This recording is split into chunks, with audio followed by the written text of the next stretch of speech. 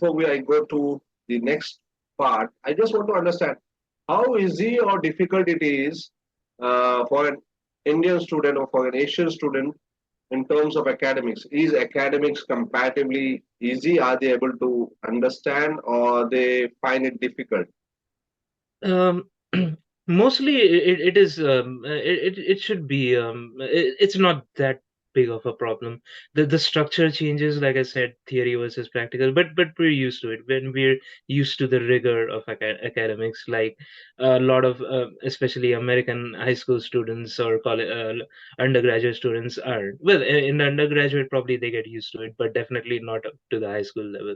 We in India, from right from right from kindergarten, we're competitive, so we're used to academic rigor, so we learn to deal with it. So it's not a problem like that, but just the structure of how exams go, the focus that professors have on not copying, that's a very important thing, because sometimes I think because of our focus on memorization and stuff, we don't realize how what copying actually means. It just doesn't mean copying from another person's paper. It also means just unattributed quoting from textbooks and stuff. So so I think that's one thing that Indian students can find a little difficult coming here, that when you're quoting directly from somewhere, you have to mention sources and things like that. It's not, copying is not just copying someone else's paper. It's also just like blindly uh, writing a note word for word from some other text and not attributing it to that text. So that's one thing I found, that hey, we don't look at this in India. We just taught to just memorize and write. But here it's important that you attribute things when you write it from somewhere, in your papers, in your master's project, thesis, or wherever. So, how many hours basically you need to spend to study? Basically, besides attending the universities, I know there is Yeah. projects, assignments, and other things. So, how many Yeah. hours you used to spend to study? Stunning. It was kind of it changed over the course of the semester, but yeah, I mean, um, you should expect at least right from the start of the semester to spend a couple of hours after you come home to work on assignments and learn things a lot, at least at the bare minimum, and that will also take away some time from things you have to do, like working on campus, then making your own food. So you have to adjust to all that. That's an adjustment that a lot of Indian students have to make. That you're doing Did a you lot of stay in things. a shared accommodation? Yes, yes. So, how many people did you So share with? yeah, because Buffalo was a kind of cheap place. We had our own bedrooms, but we shared a townhouse with. I shared a townhouse with four other people, four people on my floor, and then the lower apartment two were my friends. So those four people, and we often used to cook together and stuff. So that saves a lot of time. Okay, You share those things. perfect. Now let's understand. That basically how easy or difficult it was with Shai, whether it fights. Basically, it's because some people have some habits, some you don't have that Yeah. habit, some are late, Yep. some prefers to basically stay awake at night, some prefers to get up early in the morning, Yeah. and then there are different types of habits that basically Yep. you don't find comfortable. So how easy or difficult it was adjusting with those other people, because you must have Yeah. shared with your accommodation. Was this first sharing that you did, or did you had that experience in Mumbai as well?